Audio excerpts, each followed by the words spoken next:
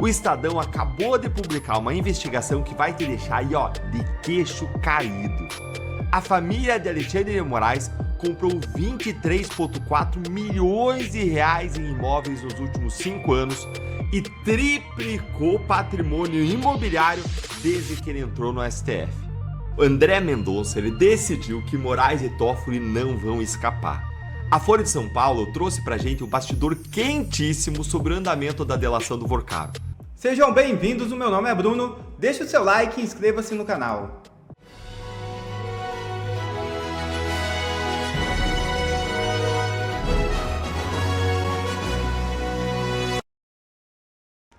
Urgente, Magnitsky volta a assombrar Moraes. É isso mesmo.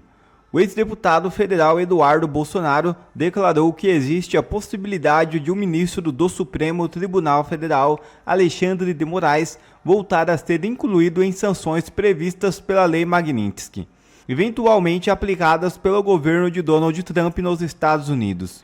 Em entrevista, Eduardo afirmou, abre aspas, o retorno pode ocorrer sim, até porque outras autoridades estavam no processo de serem inclusas na lista de sancionados da OFAC, através da Lei Magnitsky, membros do Judiciário brasileiro.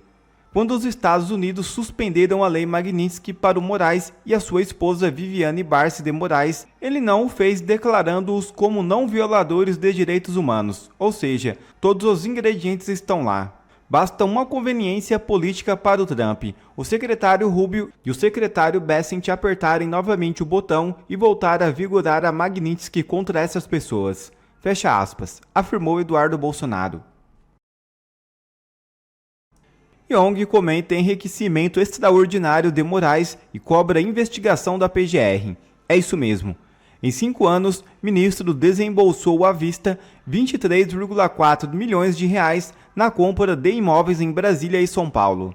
A organização não governamental Transparência Internacional comentou o enriquecimento extraordinário do ministro do Supremo Tribunal Federal Alexandre de Moraes.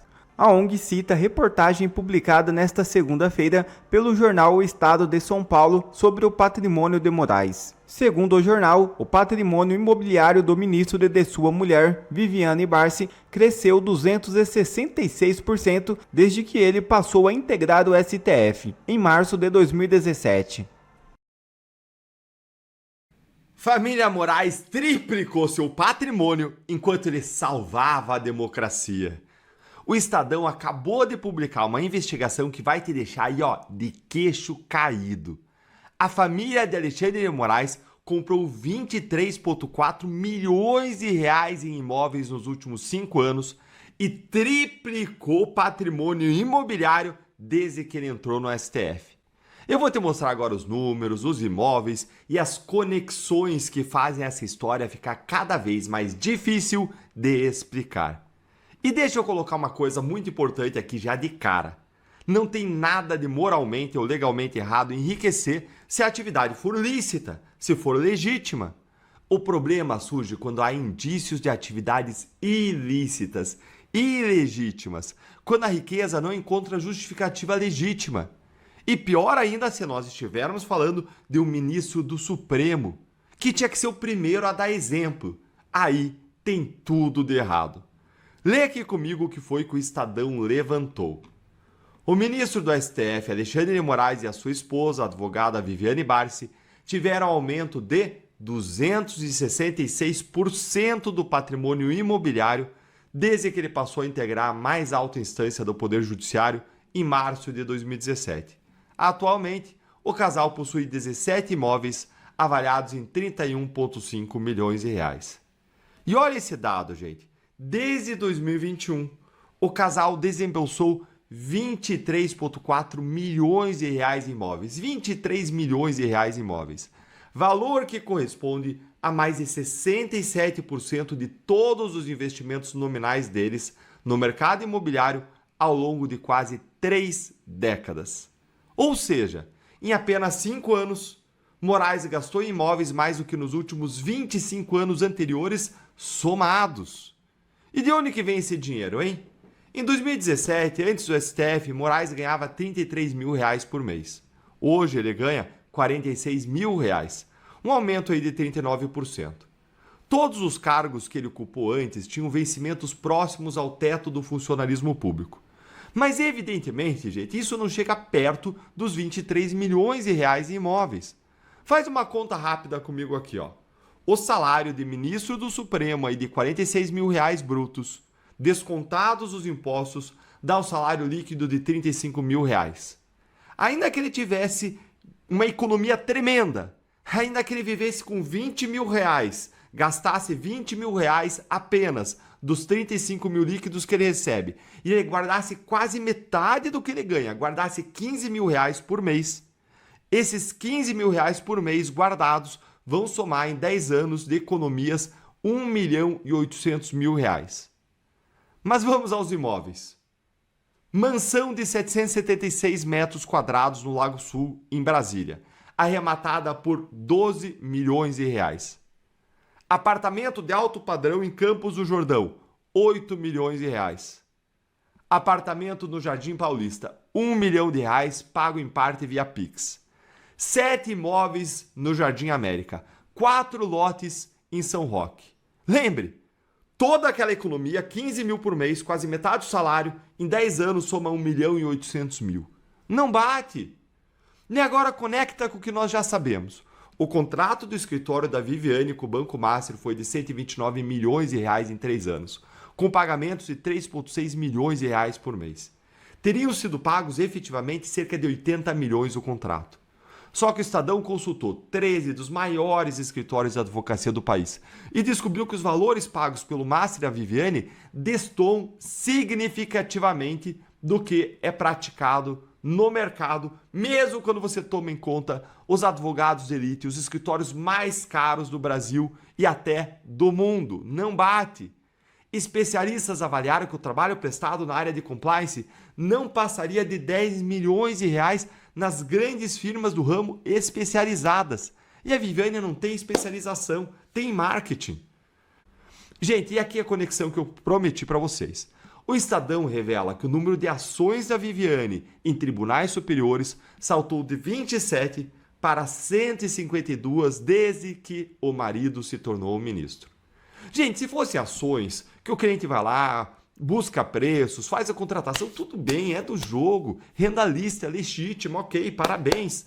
Mas, quando a gente vê o contrato do Master, e aí a relação do Moraes com o Daniel Vorcaro conseguiu bloquear e tudo mais, aí a gente fica todo mundo de cabelo em pé, isso tem que ser explicado. E mais, parte dos negócios imobiliários da família Moraes envolveu advogados com atuação no Supremo. O casal vendeu um apartamento e uma vaga de barco no Guarujá, por exemplo, por 1,4 milhão de reais a advogados que têm ações na corte. E aí, procurados, Moraes e a Viviane, adivinham o que eles fizeram? Não responderam.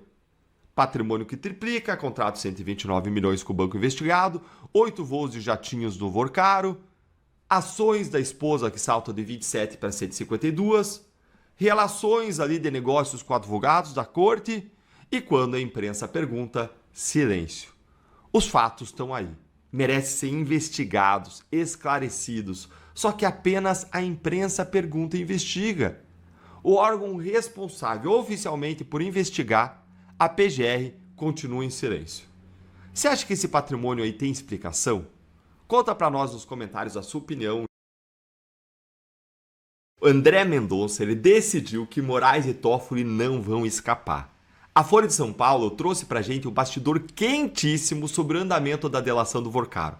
STF e PGR já estão prevendo um dilema se a delação do Vorcaro implicar Toffoli e Moraes. E eu vou te mostrar agora o que o Mendonça está sinalizando e por que o PGR Paulo Gonet está numa sinuca de bico. Olha aqui comigo o que foi que a Folha revelou. STF e PGR prevêem enfrentar um dilema caso a delação premiada do empresário Vorcaro, dono do Master, prospere e atinja os ministros Dias Toffoli e Alexandre de Moraes, que tinham ligações aí com o ex-banqueiro. E olha a posição do Mendonça, gente. Olha o que ele tem dito aqui para pessoas próximas. Ele tem dito que a investigação não pode se prestar a pré-julgamentos ou perseguições, mas que, se as provas do processo demonstrarem o envolvimento real dos seus colegas na teia do Vorcaro, vai trabalhar com seriedade e seguir em frente. O ministro André Mendonça está absolutamente correto.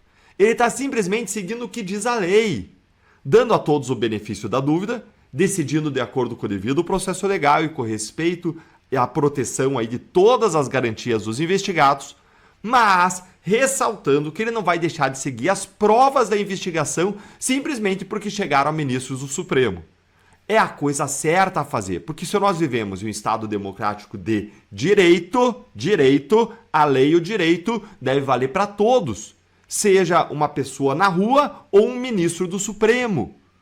E o que chama a atenção é o quanto que isso está sendo raro no Brasil, inusual no Brasil de hoje, especialmente no STF, colocar lei acima dos interesses, vontades e jogo de poder. Eu não sei se eu rio. Colocar lei acima de interesses, vontades e jogo do poder parece piada no Brasil de hoje. Isso não existe, mas nós temos ilhas de esperança e uma dessas ilhas se chama André Mendonça. Eu não tenho como dissociar isso do fato de que o André Mendonça vive a fé que ele prega. Não por ser evangélico ou por ser católico, porque em ambos os casos a pessoa pode viver o cristianismo intensamente. E esse é o ponto. Porque tem muita gente que fala que tem uma fé cristã, mas ainda não deu passos para viver o que prega diariamente. E tem pessoas também que não são cristãs, são extremamente corretas, honestas, mas a questão aqui é você viver o que você prega.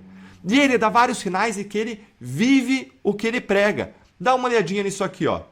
André Mendonça diz que o lucro do seu instituto será doado para obras sociais, projetos de educação e dízimo para a igreja. Eu convivi com o André Mendonça na Lava Jato ao longo de algumas investigações e ele sempre foi uma pessoa correta, honesta, dedicada, cordial, humilde. É o que ele está sendo lá, a meu ver, no Supremo Tribunal Federal em tudo.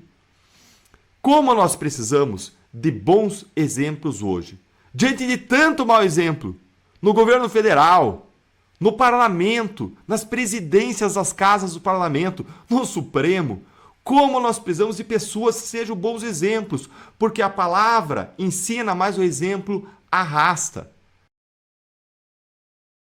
Agora presta atenção na informação mais importante da matéria da Folha, deixa eu voltar aqui, porque ela revela a tensão entre Polícia Federal e PGR. A Folha diz o seguinte, ó, que André Mendonça leva em conta o fato de que a opinião pública exige respostas sobre fraudes financeiras do Master e, havendo evidências concretas de irregularidades, não aceitará que Toffoli e Moraes se livrem das consequências por coleguismo. Isso aqui é de fato muito importante. O ministro André Mendonça está avisando desde já que o coleguismo não vai ser escudo para ministros. Os fatos é que vão determinar o rumo das investigações. Mas do outro lado, a gente tem Paulo Gonet. E aqui que mora o dilema que eles trouxeram na reportagem. A Folha revela que uma autoridade próxima a Gonet avalia o seguinte em relação a ele. Ó. Avalia isso aqui, ó, que ele, tecnicamente, não se pode aceitar um acordo pela metade, em que Vorcaro deliberadamente opte por deixar de fora determinadas autoridades. Mas, ao mesmo tempo, admite que eventuais citações a Toffoli e Moraes colocariam o procurador-geral, conhecido por seu perfil discreto, em uma situação delicada. Ou seja, gente próxima ao Gonet reconhece que o Gonet não pode deixar de agir, mas que vai estar numa situação delicada. O que quer dizer com isso, hein? Situação delicada. Bora dar um passinho aqui para trás para entender esse jogo.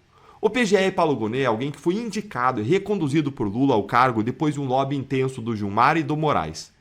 Os dois são aliados próximos do Gonet. O Gilmar foi sócio do Gonet. É alguém aí por quem ele tem uma dívida de gratidão. E é por isso que uma delação que implica o Moraes, uma dessas pessoas, porque ele tem um gratidão ali, coloca o Gonet em uma situação delicada. Só que se o Vorcaro entregar provas concretas contra os ministros, o Gonet não vai ter como ignorar sem destruir a sua própria credibilidade institucional. Bora lembrar aqui que alguns anos atrás, quando Léo Pinheiro fez a delação premiada dele lá na Lava Jato, implicando o Toffoli e um dos irmãos do Toffoli, a então Procuradora-Geral da República da época, Raquel Dodge, mandou arquivar esses trechos da delação. E isso gerou uma reação institucional, isso gerou um desconforto na classe do Ministério Público. E isso motivou uma crise sem precedentes dentro da PGR. Lembra aqui, ó, o que aconteceu. Os procuradores todos da equipe da Raquel Dodge pediram demissão, pediram para sair em protesto. Esse tipo de coisa é apenas uma das consequências institucionais possíveis para caso o Gonê prefira proteger o Moraes e o Toffoli em vez de avançar nas investigações. E a Polícia Federal, por sua vez, ela quer ir para cima. Ela já sinalizou que ela não aceita omissões. E a matéria aqui traz um detalhe aqui revelador.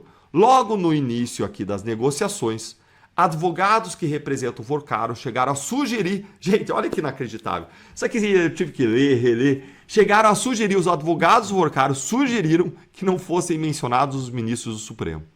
Talvez eles tenham... Consegue imaginar a cena? Eu queria ser uma mosquinha para ver. Imagina eles gaguejando, falando para a Polícia Federal. Não, veja bem, talvez seja melhor não incluir os ministros, né? Vai gerar problema para vocês, delegados. Vai gerar problema. Vai deixar vocês aí com o pincel na mão. É desconfortável para o Supremo. Você consegue imaginar a cena? Os advogados tateando o que eles deveriam fazer? E sugeriram que não fossem mencionados os ministros. A ideia foi rechaçada pela polícia, ó. Porque não se pode dar ao delator a prerrogativa de selecionar quem entregar e quem poupar. E aqui a gente precisa fazer um reconhecimento também para os policiais envolvidos, porque não são todos que são assim. Isso aqui retrata o ethos institucional, a racionalidade da instituição Polícia Federal e o que eu vi lá de muitos delegados, muitos policiais federais, que são a maioria. Mas tem uma minoria, que às vezes é selecionada pela cúpula, é puxada para perto do Supremo, que age de modo diferente. Então a gente precisa reconhecer e dar o mérito a quem o merece. Ou seja, Vorcaro já tentou blindar o Moraes e o Toffoli e a Polícia Federal não deixou. Os próximos dias vão definir agora se o Brasil vai ter justiça de verdade ou não. E conta aí pra mim o que você acha. Você acha, como eu, que o Mendonça vai seguir firme e vai exigir todos os fatos, todas as informações em relação a todas as pessoas? Conta aí pra gente o que você acha nos comentários.